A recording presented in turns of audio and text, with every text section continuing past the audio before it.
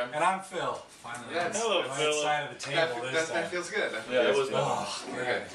Today we go back to Cape Cod Beer, which is a favorite of ours, been featured a lot in recent weeks, with their stock stout. This is a full-bodied milk stout with a mild natural awareness and a dark roasted coffee finish. I'm sorry, it's colorblind. So this is from Beanstalk Coffee, which is the Bali Blue Moon organic coffee from Cape Cod's own Beanstalk Coffee Roasters.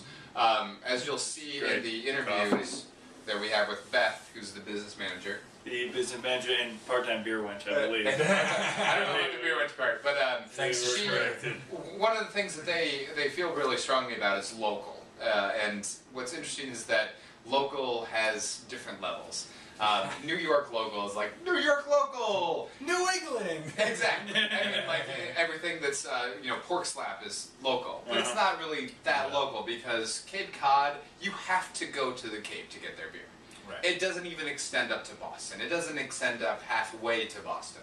And that's Provincetown of Plymouth. Yeah. Provincetown. And that's kind of the great thing about them is that they promote, they brew great beer and they promote tourism that way. Is that, I mean, I will go up there just to have their beer and then check out Seafood Sam's or one of the local businesses.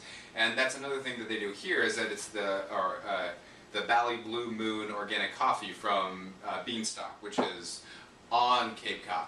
So that's what they're trying to do, is that they're taking it to, we think we have such a good product that you have to come get it and check out some of the stuff we got. And they're right. And they're absolutely right. They are absolutely right. That smells awesome. Oh, that's great. Cheers, ladies. I'm bored.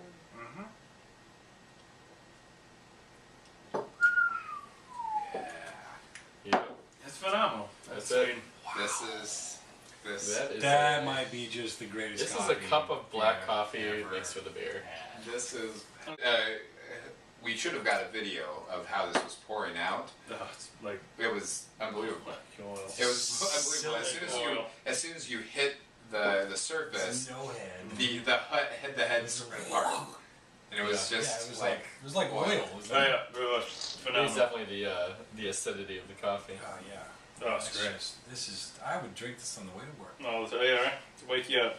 Can you imagine if you used to live in, Old England when that's what you did on the way to work? You drank beer. Glory days, Graham. It's really what you're talking Yeah, no, about. really, we missed out. Born on the right, I do and not the wrong mean to time. be Springsteen. It's not like we're now just sadly comparing, Beth and Todd's work and Todd's work specifically and all the brewers up there to other breweries that week. But it was really light, and they're really great beers, and they're on par with these phenomenal beers. On par with Milk Stout, close to Milk Stout, close to Grill of Warfare. It really just goes to show you, it's one of the kind of magic things about craft brewery, or home brewing, or small batch brewing, that if you know what you're doing, Garrett is not the hand of Bible one. Actually, you know what? If I was in court, this is what I would say. No, but like Garrett, not for nothing. Garrett's not Garrett's not brewmaster of Brooklyn Brewery just because he knew somebody. Yeah. He wasn't somebody's kid. He knows his shit. We all know that he knows his stuff. But more to the point, you take this that will rival one of the premier brewers that everybody knows. You take somebody that almost nobody knows and can be right on that top. That just shows you that if you know your stuff, you know what you're doing, and you know how to brew, then you can get just as good results out of anything that you do. The fact that you have to go to this one region of the world, it's a little bit isolated from the rest of the world, to get this is, it's beautiful, it's like almost what the craft beer scene is. Yeah, it's almost and what it's now grown into a big industry. It's slightly but this is where it started, though. Because you think about it, this is where it's exactly right. But you think about it. You think about this, and the entire expanse of the United States. You look at a beer that's this good out of a brewery that's so small, and you think about the rest of the United States, and about how many of these beers we will never ever have. I'm sure there's a bunch of them. But that's the good thing. Thousands. That's thousands. You'll never see them. Never. You won't even know about them. But you know what? Cry yourself to sleep tonight. That's right. There is sadness in craft beer if you think There is. about it. But it's cool though, because that's the kind of thing that lends it lends the beginning of legends, you know. Alright, so let's go ahead and review this.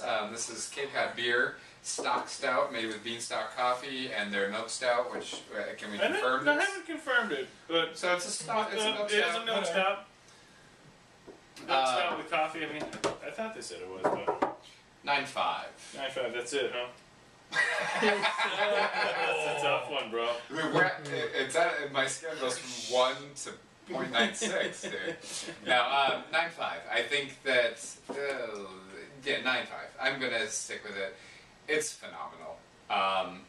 It's tough to give a 10 to really anything to say that something's perfect. I think that this is just maybe a step below, or if it warmed up a little bit, it might be right there with CBS.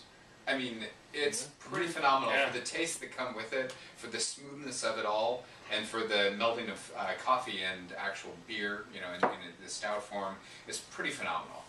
I gotta go with you 9.5. I don't know if I've ever rated anything a 10. If I did, I was probably drunk. Definitely was drinking.